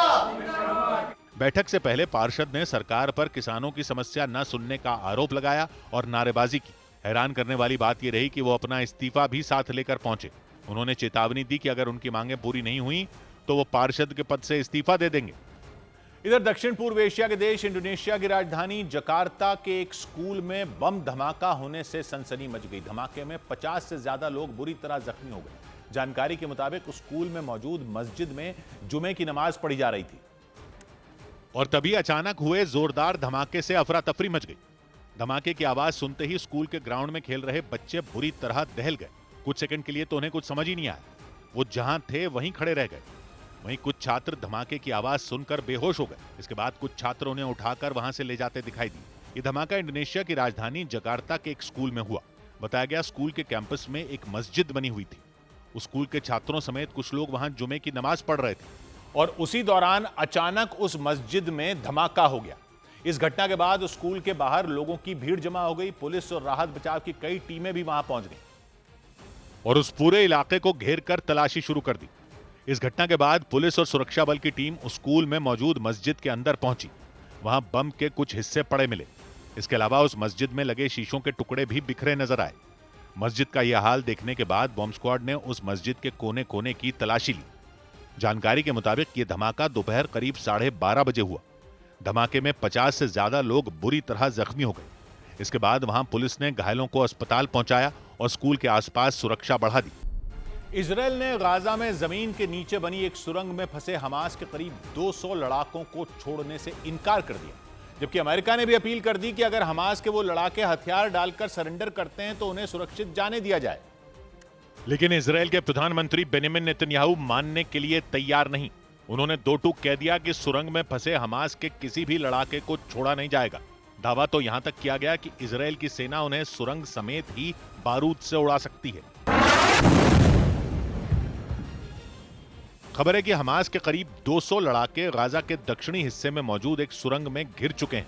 वो सुरंग मिस्र से लगने वाले गाजा के रफा इलाके में बनी है। इस बीच हमास के लिए मुसीबत यह कि उस इलाके पर इजरायल की सेना का कंट्रोल है। यानी हमास के वो लड़ाके जिस सुरंग में मौजूद हैं उसके चारों तरफ इजरायल के सैनिकों की तैनाती है। इजरायल की फौज वहां टैंक और बख्तरबंद गाड़ियों के साथ मौजूद है और वो जरूरत पड़ने पर दुश्मन पर हमला कर उसे पलक झपकते ही तबाह कर सकती है। नेतन्याहू के साथ साथ उनके रक्षा मंत्री इजरायल कत्स ने भी साफ किया कि सुरंग में फंसे हमास के किसी भी लड़ाके पर कोई रहम नहीं बरता जाएगा। उन्होंने तो रफा ही नहीं बल्कि पूरे गाजा में मौजूद हमास की सुरंगों को मिट्टी में मिलाने की चेतावनी दे दी। इजरायल कत्स के मुताबिक गाजा से हमास का खात्मा तभी किया जा सकता है जब उसकी सुरंगों का नामो निशान मिटा दिया जाए। ऐसा इसलिए क्योंकि गाजा में जमीन के नीचे मौजूद हमास की सुरंगें ही उसकी सबसे बड़ी ताकत मानी जाती हैं और दावा है कि सुरंगों को कवच बनाकर ही हमास के लड़ाकों ने इतने लंबे वक्त तक इजरायल का मुकाबला किया। हालांकि इजरायल की सेना जंग की शुरुआत से ही गाजा में बनी सुरंगों को बर्बाद करने का काम करती आई है और वो कई सुरंगों में बारूद लगाकर उन्हें उड़ा भी चुकी है। करीब 2 साल तक चले युद्ध में इजरायल की फौज ने गाजा पर इतने बड़े पैमाने पर बारूद बरसाया कि उसका चप्पा चप्पा बर्बाद हो चुका है। लेकिन हैरानी की बात यह है कि इतनी तबाही के बावजूद हमास की सुरंगों को पूरी तरह खत्म नहीं किया जा सका, क्योंकि जानकारी के मुताबिक युद्ध शुरू होने से पहले ही हमास ने 41 किलोमीटर लंबी गाजा पट्टी में करीब 500 किलोमीटर लंबा सुरंगों का जाल बिछा रखा था। यानी हमास की सुरंगों का नेटवर्क गाजा के लगभग हर हिस्से तक फैला हुआ था। युद्ध के दौरान इजरायल ने उस नेटवर्क को भारी नुकसान पहुंचाया, लेकिन उसे पूरी तरह मिटाया नहीं जा सका, क्योंकि दावा है कि हमास की कुछ सुरंगें तो जमीन में दर्जनों फीट की गहराई में मौजूद हैं। यही वजह रही कि सभी सुरंगों को ढूंढ पाना इजरायल की सेना के लिए भी दूर की कौड़ी साबित हुई। लेकिन गाजा में सीज फायर लागू होने के बाद रफा में सुरंग मिलने से खलबली मच गई, क्योंकि इजरायली सेना के कंट्रोल वाले उस इलाके की सुरंग में हमास के 200 लड़ाकों के मौजूद होने का दावा किया गया। इजरायल की मीडिया के मुताबिक वो लड़ाके कई महीनों से वहां छिपे हैं। आरोप है कि वो युद्ध विराम के बाद भी इजरायल के खिलाफ बमबारी कर रहे थे, जबकि हमास और इजरायल के बीच हुए समझौते के बाद पिछले महीने की 10 तारीख को लड़ाई रोकने का फैसला लिया गया था। मतलब इजरायल और हमास ने तय किया था कि 10 अक्टूबर के बाद वो एक दूसरे पर हमला नहीं करेंगे, लेकिन इजरायल का दावा है कि सुरंग में फंसे हमास के लड़ाकों ने सीज फायर की शर्तों का पालन नहीं किया और बीते एक महीने में इजरायल के अलग अलग इलाकों पर कई रॉकेट हमले किए। इजरायल की मीडिया के मुताबिक रफा की सुरंग में मौजूद हमास के लड़ाकों ने युद्ध विराम के दौरान भी खून खराबा किया। यही वजह रही कि इजरायल की फौज उन्हें छोड़ने के लिए तैयार नहीं हो रही।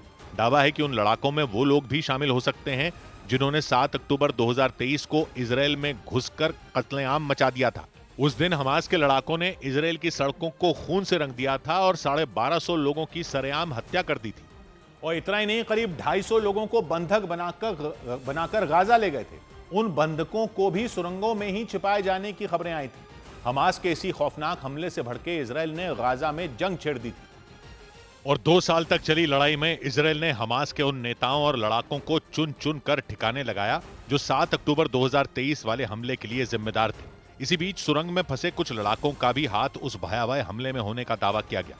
यानी जिन लोगों की तलाश में इजरायल की सेना ने गाजा का चप्पा चप्पा छान मारा, वो रफा की उस सुरंग में छिपे हो सकते हैं। खबर है कि इजरायल ने उन्हें दर्दनाक मौत देने की तैयारी कर ली। दावा तो यहां तक किया गया कि इसके लिए पाइपों के जरिए उस सुरंग में सीमेंट का घोल भरना शुरू कर दिया गया ताकि हमास के उन लड़ाकों को अंदर ही जैम कर दिया जाए। हालांकि इजरायल की तरफ से इस दावे की पुष्टि नहीं की गई, लेकिन उसने सुरंग में मौजूद हमास के लड़ाकों को छोड़ने से साफ मना कर दिया। और इस बीच चरमपंथी संगठन हमास ने सुरंग में फंसे अपने लड़ाकों को लेकर चौंकाने वाला दावा किया। हमास के मुताबिक वो लड़ाके मार्च महीने से ही उसके संपर्क में नहीं है, यानी पिछले 8 महीने से वो अपने संगठन से बातचीत किए बिना ही इजरायल के खिलाफ हमले करते आए हैं। हमास ने दावा किया कि यह भी हो सकता है कि उन लड़ाकों को इस सीज फायर समझौते के बारे में पता ही ना हो और इसीलिए उन्होंने युद्ध विराम के दौरान भी हमले नहीं रोके। हमास ने इजरायल से अपील की कि वो सीज फायर की शर्तों का पालन करे और सुरंग में मौजूद सभी लड़ाकों को सुरक्षित निकल जाने दे। इधर राजस्थान के भरतपुर में राष्ट्रगीत वंदे मातरम के 150 साल पूरे होने पर आयोजित एक कार्यक्रम के दौरान प्रभारी मंत्री के सामने ही भारी हंगामा हो गया। हंगामा करने वाले बीजेपी के ही नेता और कार्यकर्ता रहे। बवाल तब शुरू हुआ जब प्रभारी मंत्री सुरेश रावत वहां एकता मार्च को रवाना करने पहुंचे और तभी बीजेपी के कई नेता और कार्यकर्ताओं ने प्रभारी मंत्री सुरेश रावत को घेर लिया। उन्होंने वहां के उज्जैन के एसडीएम की शिकायत करते हुए नारे लगाने शुरू कर दिए। इसके बाद बीजेपी कार्यकर्ताओं ने एसडीएम के खिलाफ शिकायतों की झड़ी लगा दी। उन्होंने अधिकारी पर आरोप लगाया कि वो बीजेपी कार्यकर्ताओं को झूठे मुकदमों में फंसा रहे हैं।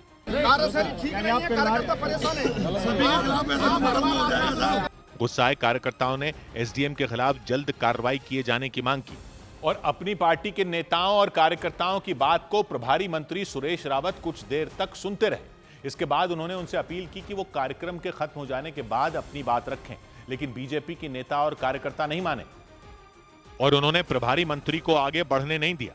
उन्होंने आरोप लगाया कि सत्ताधारी पार्टी के ही कार्यकर्ताओं को निशाना बनाया जा रहा है। मंत्री जी एक कार्यकर्ता को टारगेट किया जा रहा है, इसलिए आज इस बीच एक कार्यकर्ता ने तो एसडीएम के अलावा कई दूसरे अधिकारियों के खिलाफ भी मोर्चा खोल दिया। सारे अधिकारी निरंकुश हैं, कोई किसी की बात नहीं मानता है, या तो ये कहते हो भारतीय जनता पार्टी राज ही नहीं है राजस्थान के अंदर। उनके मुताबिक जिले के अधिकारी उनकी कोई बात नहीं सुनते और इस वजह से उनका काम अटक रहा है। लेकिन इस हंगामे की वजह से प्रभारी मंत्री सुरेश रावत के सामने मुश्किल खड़ी हो गई। वो ऐसी स्थिति में फंस गए कि अपनी ही पार्टी के कार्यकर्ताओं को कुछ बोल भी नहीं पा रहे थे। इस वजह से कार्यक्रम में भी देरी होने लग गई। लेकिन नेता और कार्यकर्ता वहां से टस से मस नहीं हुए। अधिकारियों के खिलाफ शिकायतों की उनकी लिस्ट लंबी होती चली गई।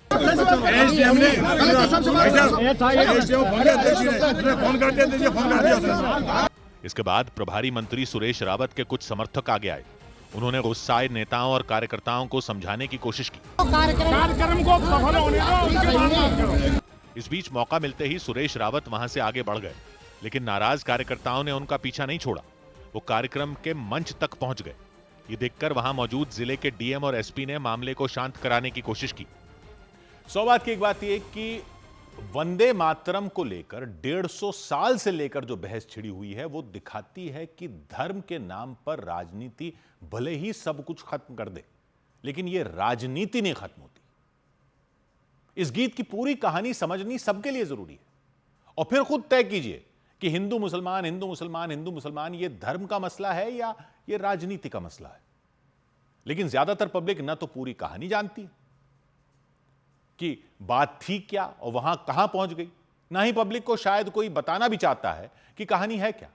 फिर सब कहते हैं कि गरीबी बेरोजगारी जैसे मूल मुद्दों पर ध्यान नहीं दिया जाता। तो समझ तो लिया जाए कि ये क्यों होता आया है।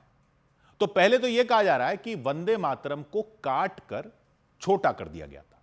तो क्या ऐसा है? छोटा किया था तो क्यों कर दिया था, और छोटा कर दिया था तो उसके बाद क्या हुआ? 150 साल बनाए जा रहे हैं वंदे मातरम के। तो कहानी शुरू होती है 150 साल पहले, यानी 1875 में। साल 1875 में बंकिम चंद्र चट्टोपाध्याय ने यह गीत लिखा, वंदे मातरम, मातृभूमि की वंदना थी ये। और कितने अंतरे थे इस गीत में? इतिहासकार बताते हैं कि इसमें 2 अंतरे थे, वही 2 अंतरे जो आपने भी स्कूल में गाए होंगे। तो फिर यह क्या बात है कि गीत छोटा कर दिया था? तो इतिहासकार बताते हैं कि वो कहानी यह थी कि 1875 में यह गीत लिखा 2 अंतरे का। फिर 1881 में बंकिम चंद्र चट्टोपाध्याय का एक उपन्यास छपा जिसका नाम था आनंद मठ। यानी वंदे मातरम लिखने के करीब 6 साल बाद आया यह उपन्यास आनंद मठ। इस उपन्यास की कहानी थी तब से भी 100 साल पहले के बंगाल की, यानी 1770 के दशक के बंगाल की। और उस कहानी में बताया गया कि कैसे वहां मुस्लिम नवाब होता था और वो नवाब अंग्रेज ईस्ट इंडिया कंपनी के साथ मिलकर गरीबों से लगान वसूलता था। तो नवाब के खिलाफ बगावत हो गई। अब आप सोच रहे हो कि हिंदू मुस्लिम एंगल शायद यहां से आया होगा, लेकिन वो भी पूरा सच नहीं है, क्योंकि आनंद मठ में बताया गया कि नवाब के खिलाफ बगावत किसने की? हिंदू सन्यासियों और मुस्लिम फकीरों ने। उपन्यास में सन्यासी और फकीर मिलकर नवाब के खिलाफ बगावत कर देते हैं। इस उपन्यास में वंदे मातरम गीत को शामिल किया गया और इसमें पहले के 2 अंतरों के अलावा 4 अंतरे और जोड़ दिए गए, ये बताते हैं इतिहासकार। और उन अंतरों में मातृभूमि को देवी दुर्गा और लक्ष्मी बताया गया, यानी हिंदू धर्म की देवी की तरह मातृभूमि की स्तुति की गई। तो पहले के जो 2 अंतरे थे वो सिर्फ मातृभूमि की वंदना के थे, लेकिन आनंद मठ उपन्यास में जो 6 अंतरों का वंदे मातरम है उसमें मातृभूमि की देवी की तरह स्तुति की गई है, हिंदू देवी की तरह स्तुति की गई है। वंदे मातरम एकदम से लोकप्रिय हो गया, हर देशभक्त की जबान पर वंदे मातरम चढ़ गया। गुरुदेव रविंद्रनाथ ठाकुर ने बंकिम चंद्र के गीत को सुरों में बांधा और उसका संगीत दिया, और आज भी जो वंदे मातरम गाया जाता है वो उसी संगीत पर गाया जाता है जो रविंद्रनाथ ठाकुर ने दिया था। और 1896 में कांग्रेस के सेशन में खुद रविंद्रनाथ ठाकुर ने वंदे मातरम गाया था, और उसके बाद तो कांग्रेस की सभाओं में रेगुलर हो गया। वंदे मातरम से ही सभा शुरू होती थी, पूरे 6 अंतरे। लेकिन फिर 1905 में क्या हुआ कि अंग्रेज लॉर्ड कर्जन ने बंगाल का विभाजन कर दिया। हिंदू पश्चिम बंगाल में ज्यादा थे, मुस्लिम पूर्व बंगाल में ज्यादा थे।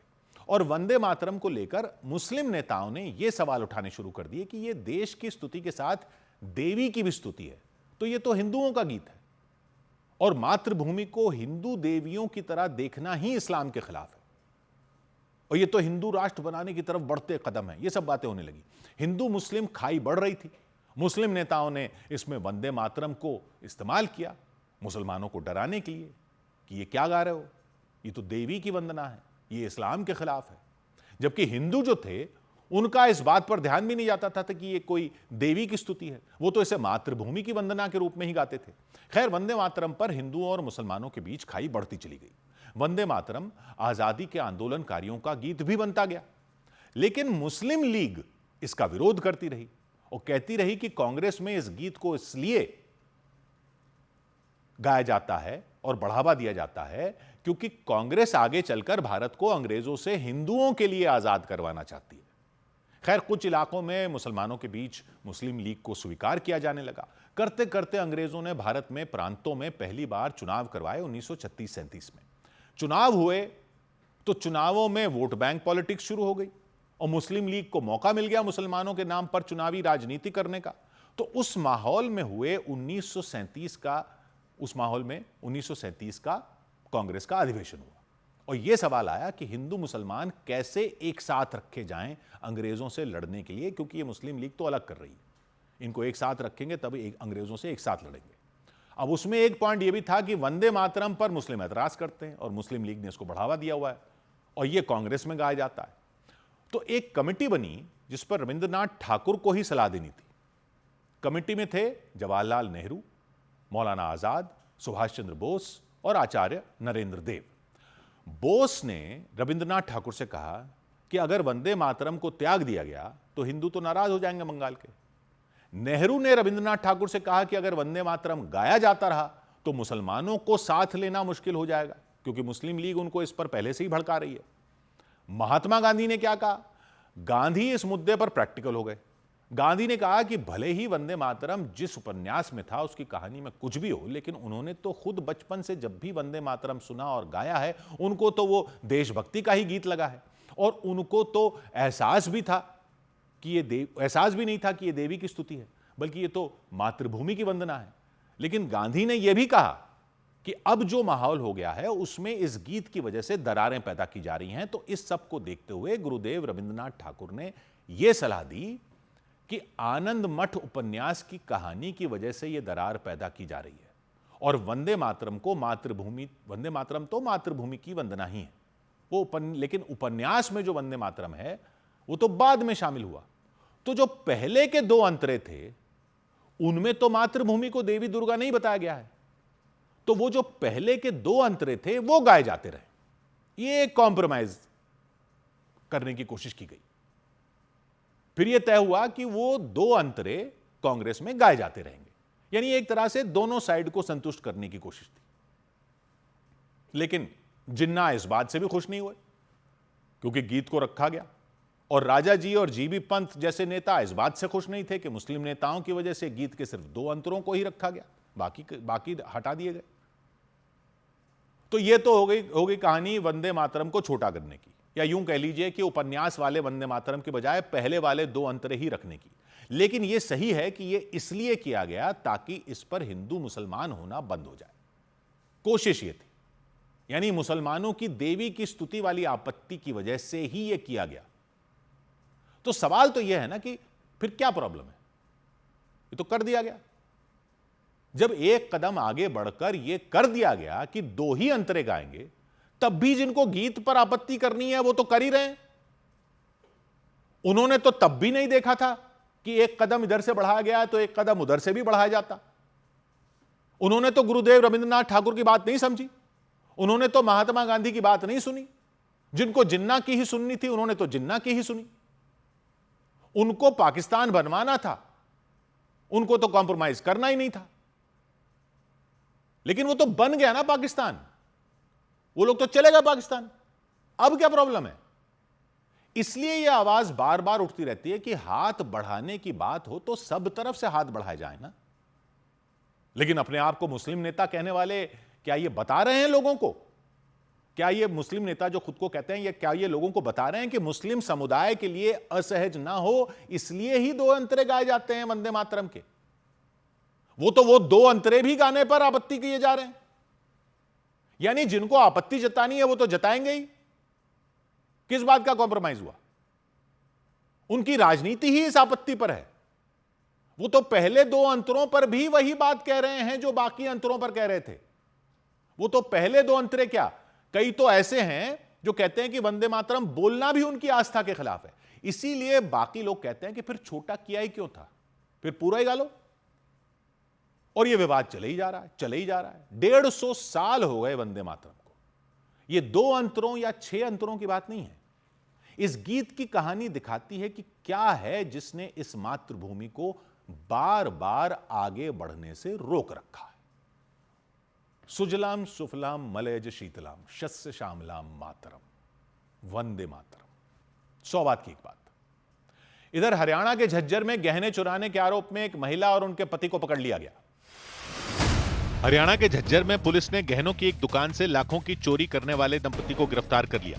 पुलिस के मुताबिक यूपी के मेरठ के रहने वाले आरोपियों ने अपनी बेटी की शादी में दहेज देने के लिए गहनों की चोरी की थी। गिरफ्तारी के बाद पुलिस ने चोरी हुए गहने बरामद कर लिए। उत्तराखंड में राज्य स्थापना की रजत जयंती के मौके पर अलग अलग शहरों में कई कार्यक्रमों का आयोजन किया गया। उत्तराखंड के मुख्यमंत्री पुष्कर सिंह धामी ने एक ही दिन में हल्द्वानी, रामनगर और देहरादून में आयोजित किए गए कार्यक्रमों में हिस्सा लिया। इस दौरान हल्द्वानी में वो सैनिकों के परिवार वालों से मिले और उन्हें सम्मानित किया। स्वयं मैं एक फौजी का बेटा हूं और बचपन से मैंने फौजियों की वर्दी में बसने वाले अनुशासन को देखा है। कमजोर ग्लोबल संकेतों की वजह से शेयर बाजार लाल निशान पर बंद हुआ। सेंसेक्स में 94 अंकों की गिरावट रही तो निफ्टी मामूली अंक गिरकर 25,492 पर आ गया। हालांकि निवेशकों ने करीब 50,000 करोड़ रुपए की कमाई की। सबसे ज्यादा गिरावट आईटी और एफएमसीजी सेक्टर के शेयरों में रही, जबकि मेटल इंडेक्स में तेजी देखी गई। यूरोपीय देश बल्गेरिया के बर्गस शहर में पुलिस के पीछा करने पर भाग रहे एक कार में सवार लोग हादसे का शिकार हो गए। घटना में 6 लोगों की मौत हो गई। बताया गया कि कार में मौजूद ज्यादातर लोग किसी दूसरे देश के नागरिक थे और अवैध तरीके से बल्गेरिया में दाखिल हुए। मशहूर अभिनेता और फिल्म मेकर संजय खान की पत्नी जरीन खान का 81 वर्ष की उम्र में निधन हो गया। बताया गया वो लंबे समय से बीमार चल रही थी और हार्ट अटैक की वजह से उनका निधन हो गया।